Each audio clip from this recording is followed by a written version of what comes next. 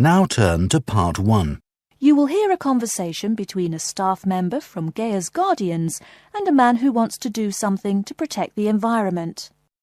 First, you have some time to look at questions 1 to 5.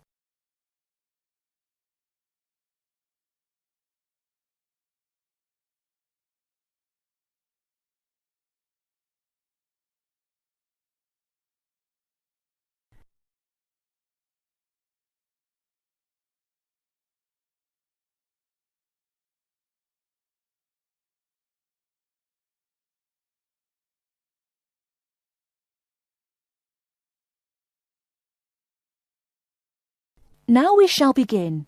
You should answer the questions as you listen, because you will not hear the recording a second time. Listen carefully and answer questions 1 to 5. Hello, how may I help you? Well, I've been seeing these yellow boxes in front of a lot of houses in my neighborhood. Just wondered what they were for. I noticed your phone number on all of them, so I called. Could you tell me about your business? We do recycling, but we're not a business. Gaia's Guardians is a non-profit group. We encourage recycling as a way of protecting the environment. I don't know. I mean, it is a good idea, but I really don't read the newspaper every day or anything. And we don't come collect newspapers every day. In fact, we only do pickups every other week. Oh, well, then maybe I could help. I mean, in my neighborhood there's too much rubbish lying around everywhere. I'd like to help out, I guess. That's great, sir. You're doing the right thing. Okay, I need to get your contact information. What's your name, please? Peter Wisrow. Peter, how do you spell your last name? W-I-S-R-O-W? No, actually, it's W-I-S-R-O-U-G-H. Oh, I'm sorry. I'm a terrible speller. You're a good speller. It's just that my family are terrible pronouncers. You're quite a card, Peter. Okay, now what's your address? Number 168 Bridge Road. That's here in London. How about if I have any questions? I'm sending you a copy of our booklet too. The booklet has our phone number and our email address, helpline@blackcat.com. That's HELPLINE @BLACKCAT.com. But I nearly forgot to ask, what's your postcode? BS97PU. PS97BU? No, that's B as in boy, S9, 7P as in Peter, U. Before you hear the rest of the conversation, you have some time to look at questions 6 to 10.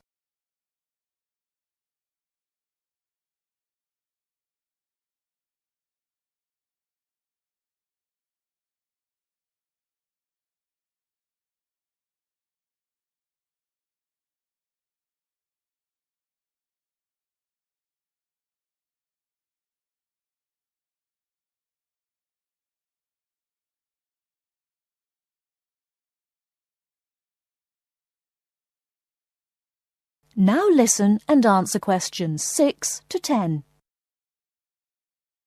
So I'm guessing those yellow boxes I saw are for recycled newspapers. Yes, that is correct, and it's free of charge.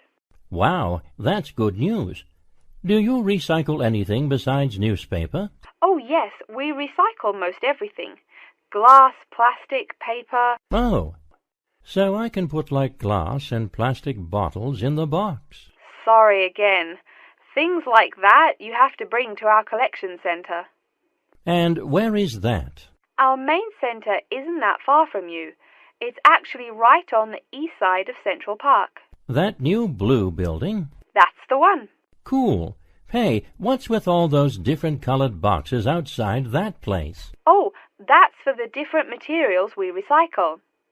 The blue is for metal, the green is for glass and plastics, and the yellow, of course, is for paper. Okay. I'll try and manage to keep all that straight. Oh, no need. They're each labelled. Great. So which one would I put magazines in? Actually, they don't go in any of the bins. Unfortunately, magazines can't be recycled because of the material they're made of. It's such a waste. So, would you be interested in volunteering? I'll think about it. Could you send me some more info? Absolutely.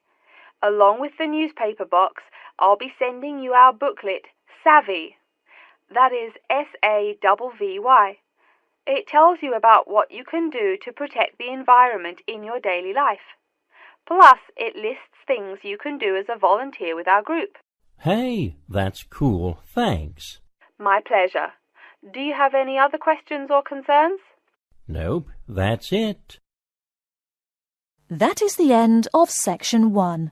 You now have half a minute to check your answers.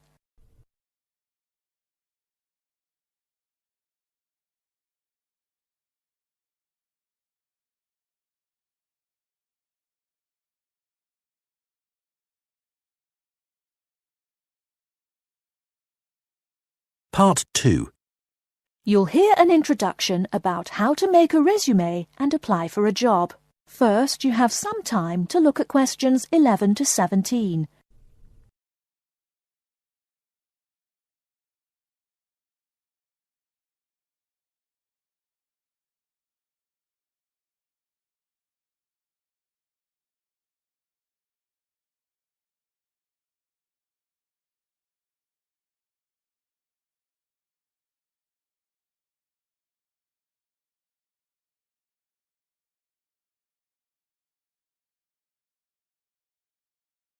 Now, listen carefully and answer questions 11 to 17. Welcome everyone to today's seminar on CV and interview skills. Remember, your CV is probably the most important document you will ever write. It opens the door to your career, and that job interview is probably the most important meeting you will ever attend.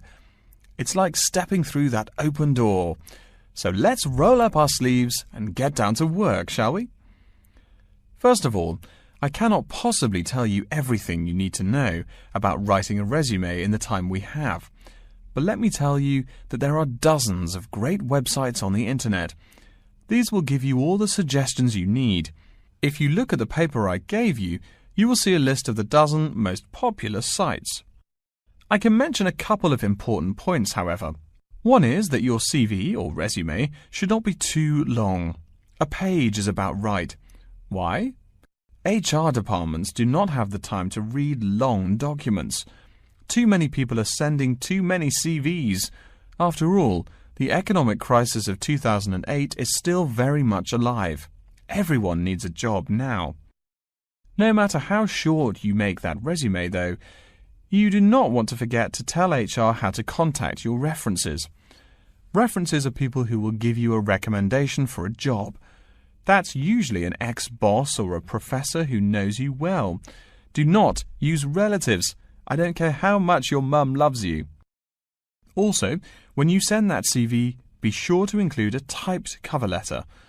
A cover letter is a letter where you basically are asking for a job. It's like introducing yourself. Make it brief. The real information about you is on that CV of yours, and please make sure the letter is typed. It doesn't matter if your handwriting is beautiful or not. Companies only read typed letters. Another point about CVs is you should try to have an attractive layout. Maybe use different type fonts or colours to highlight information. Some people include a photo. You can find dozens of examples on the internet. Whatever layout you decide to use, however, avoid all spelling and grammar errors. I used to be an HR manager. If I saw a mistake, that CV went into the garbage. Something you write in a CV is a description of your skills and experiences in an interesting way. Mention training too. I mean, these are what get you hired. Do not just say, I have lots of experience, or I have many skills. Tell that boss what you did, for what company, and when. Better, tell him how well you did it.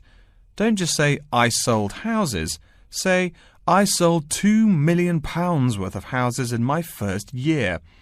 That is, say something to make the person reading excited and curious. Finally, speaking of CVs, it's sad, but some people actually forget to provide a contact number. That's pretty silly. You wrote a great CV, you have HR dying to meet you, and they don't know how. You forgot your phone number. Oh, sure, if you apply online, they have your email address, but you just showed them you're forgetful. Why are they going to want to talk to you after that?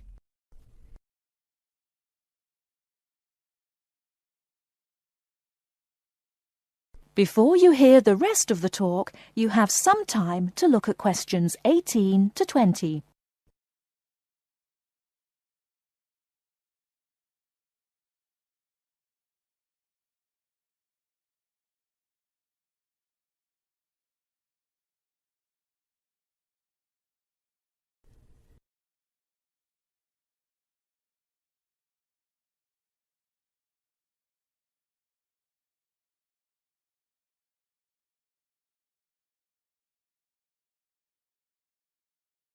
Now listen and answer questions 18 to 20.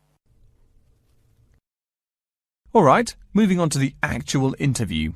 I'll go over what you need to know by the end of it and what you can discuss and negotiate on later once it looks like you'll be offered the job. First, there's working hours. It's not that necessary to hammer out the hours off the bat, especially since it's easy to come off as lazy when the first thing you bring up is how much you're going to have to work. You can also find out more about possible promotions later on. It is important, however, to get a feel for how much you'll be paid. You should make sure the salary range is commensurate with what you're worth, and if you're not, you can move on to better opportunities. Being sure you're going to make what you want to live on is much more important than issues like your pension. You're all so young that your pension is not going to matter for quite a long time. You should find out about what skills you must know for the job and what they'll teach you. In addition, if the company will provide training, you should find out how long the training period is and whether it is paid. Beware of any jobs that want you to train for a long time without appropriate compensation. Speaking of compensation, find out about holidays as well. Do you get paid vacation time? Are you allowed to take personal days? Do you have to work on national holidays? Once you work out these main issues, you can move on later to details like the location and expected attire and whatnot. Wow, that's a lot of information. Let's take a break so you can think everything over and ask any questions you may have. Don't hesitate to come and see me if you need any clarification on all this stuff. That is the end of section 2. You now have half a minute to check your answers.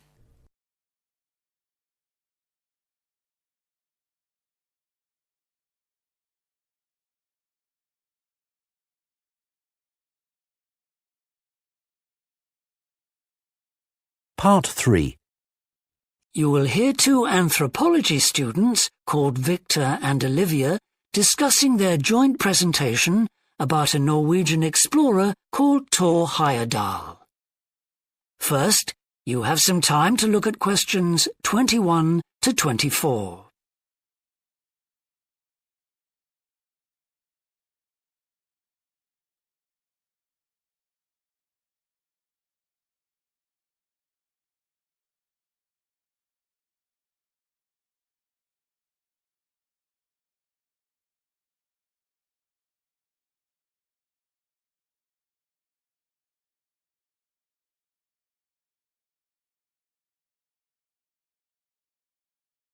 Now listen carefully and answer questions 21 to 24.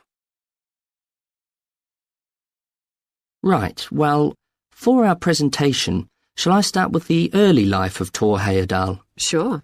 Why don't you begin with describing the type of boy he was, especially his passion for collecting things? That's right. He had his own little museum.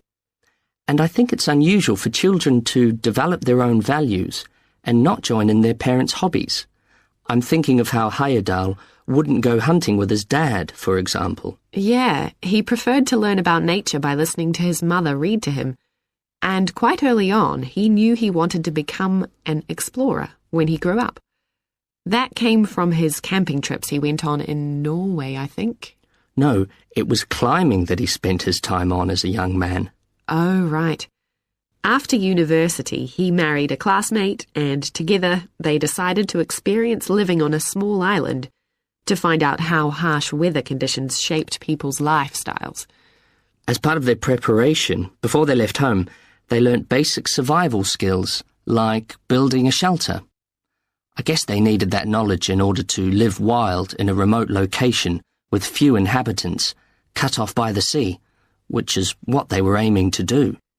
An important part of your talk should be the radical theory Heyerdahl formed from examining mysterious ancient carvings that he happened to find on the island. I think you should finish with that. Okay. Before you hear the rest of the discussion, you have some time to look at questions 25 to 30.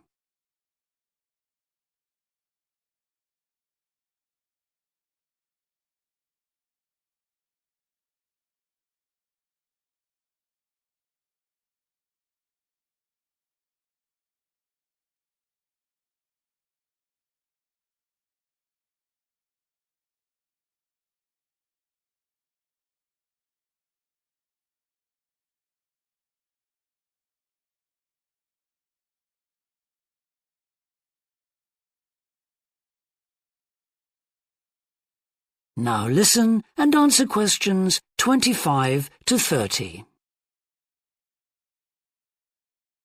All right, Victor, so after your part, I'll talk about Thor Heyerdahl's adult life, continuing from the theory he had about Polynesian migration. Up until that time, of course, academics had believed that humans first migrated to the islands in Polynesia from Asia in the west. Yes, they thought that travel from the east was impossible because of the huge empty stretch of ocean that lies between the islands and the nearest inhabited land. Yes, but Heyerdahl spent ages studying the cloud movements, ocean currents, and wind patterns to find if it was actually possible. And another argument was that there was no tradition of large shipbuilding in the communities lying to the east of Polynesia. But Heyerdahl knew they made lots of coastal voyages in locally built canoes. Yes, or sailing on rafts, as was shown by the long voyage that Heyerdahl did next. It was an incredibly risky journey to undertake. Sometimes I wonder if he did that trip for private reasons, you know, to show others that he could have spectacular adventures. What do you think, Olivia?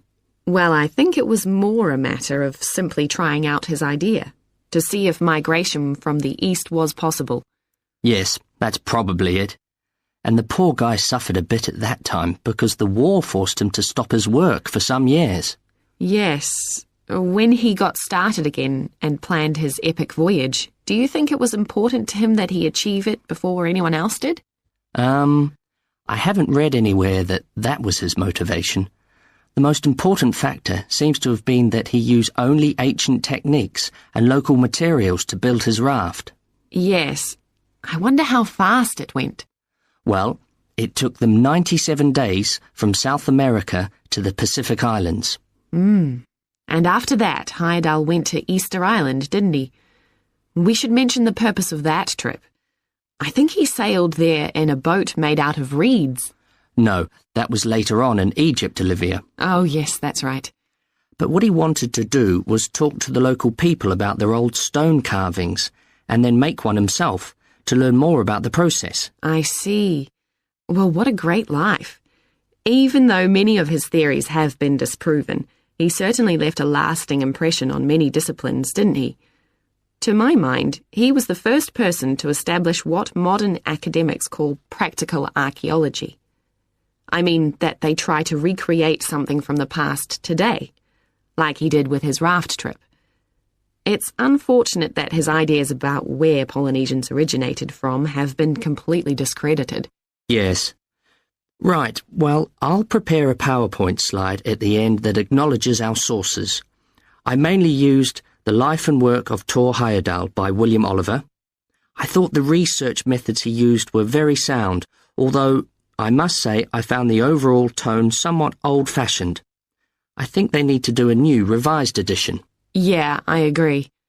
What about the subject matter? I found it really challenging. Well, it's a complex issue. I thought the book had lots of good points. What did you think of the illustration? That is the end of section 3. You now have half a minute to check your answers.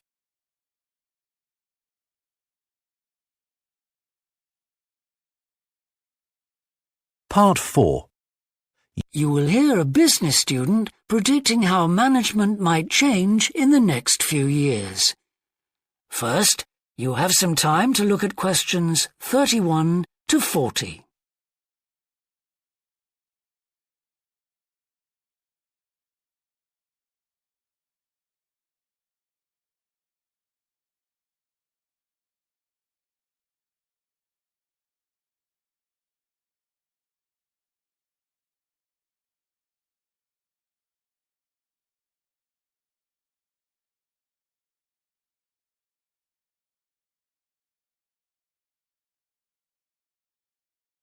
Now listen carefully and answer questions 31 to 40.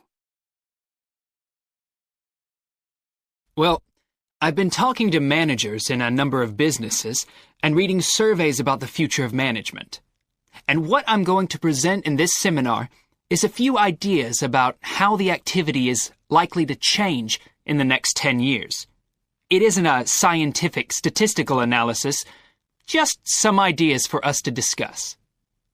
One area I want to mention is business markets, and I'm sure a really significant development will be a major increase in competition, with companies from all around the world trying to sell similar products.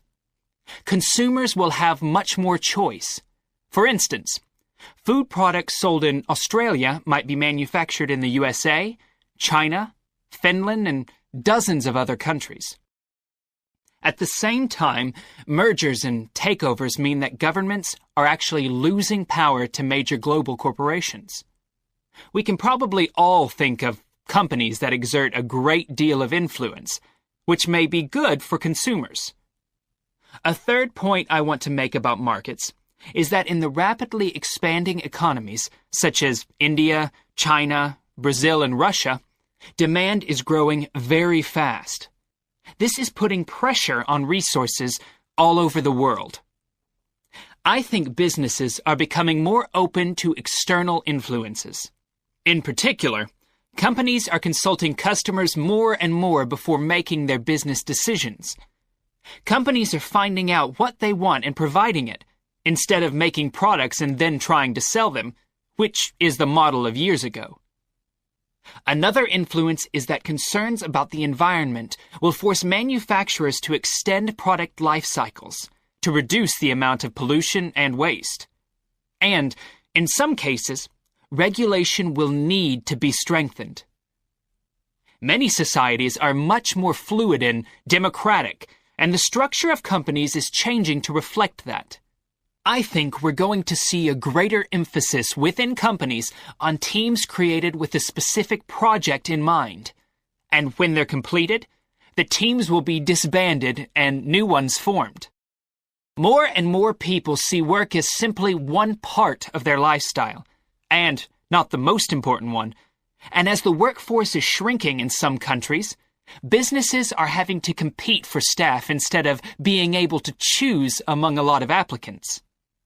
Typical examples that will attract and retain staff are traditional ones like flexible hours and, something that has been made possible by advances in technology, remote working, with people based at their home, abroad, or almost anywhere they choose.